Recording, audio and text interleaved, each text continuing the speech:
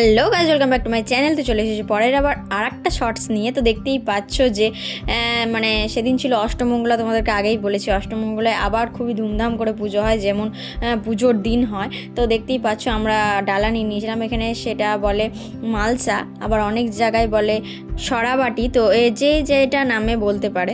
তো আমরা সেটা নিয়েই পুজো দিতে গেছিলাম, যেহেতু এখানে অনেক ভিড় হয় তো এইভাবেই পুজো দিতে হয়। আর দেখতেই পাচ্ছ মায়ের প্রসাদ বিতরণ হবে, তাই কত আয়োজন, মানে হান্ডায় হান্ডায় মানে খিচুড়ি প্রসাদ, তারপরে সবজি প্রসাদ হয়। তো দেখতেই পাচ্ছ আমরা পুজো দিয়ে বেরিয়ে গিয়েছিলাম, আর মাকে মন ভরে প্রার্থনা করে সমস্ত কিছু বললাম, মাকেও বললাম তুমিও ভালো থেকো, সবাইকে ভালো রেখো।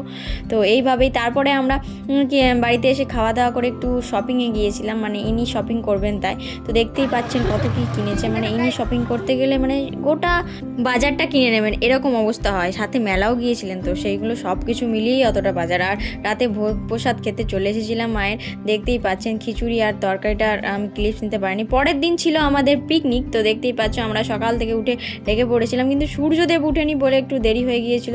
তারপরে ইনি ম্যারিনেশনের দায়িত্বে ছিলেন, মাংসটা মানে আমাদের মাটন হয়েছিল। আর সোনু শুধু আমাদেরকে অনেক হেল্প করেছে, মানে কি বলবো, উপর থেকে অনেক কিছু নিয়ে যাওয়া আসা। তারপরে আমরা এই তো আমাদের সেট আপ তৈরি করে নিয়েছি। কিন্তু আমাদের এই প্রথম পিকনিক বিনা বক্সে পিকনিক, মানে বিনা গানে পিকনিক হচ্ছে। তো দেখতেই পাচ্ছ সবাই সব রকম কাজে ব্যস্ত, আর আমিও ব্যস্ত।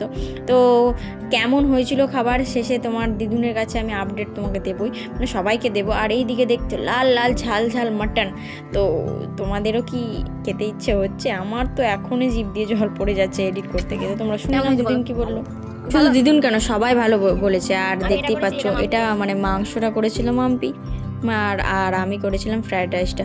আর আমি এদিকে আগের দিনের মাছের ঝাল দেওয়া খাচ্ছিলাম, মানে আমার এটা দিদুন অসাধারণ করে, মানে মুখে লেগে থাকার মতো। তারপরে এদিকে আমি সোনুকে একটু ভয় দেখাচ্ছিলাম, কারণ খেতেই চাইছিল না। দেখছো মামা বা মামি বসে আছে কিন্তু খেতে চাইছে না, তো সেই জন্য ওকে ভয় দেখাচ্ছিলাম। আর আমি এক বাটি নিয়ে বসেছি, ভাই মাটন বলে কথা, একে তো খেতেই হবে। আর এনি দেখেন মালতী মাসি, দেখতে পাচ্ছেন কি কাজ করছে। তো এনাকে একটু রাগাতে আমার ভালো লাগে। মাঝখানে একটু ঝগড়া হয়ে গিয়েছিল বলে দুজনের মধ্যে খুবই ঝামেলা হয়েছিল। আমরা যখনই একসঙ্গে থাকি ঝামেলা হবে, যে কোন দিক থেকে ঝামেলাটা আমাদের মধ্যে ঢুকে যায় সেটা মানে কল্পনার বাইরে। তো তারপরে আবার ঠিকও হয়ে যায়, কিন্তু এটাই হচ্ছে ভালোবাসার অঙ্গ, আমি বুঝতে পারি।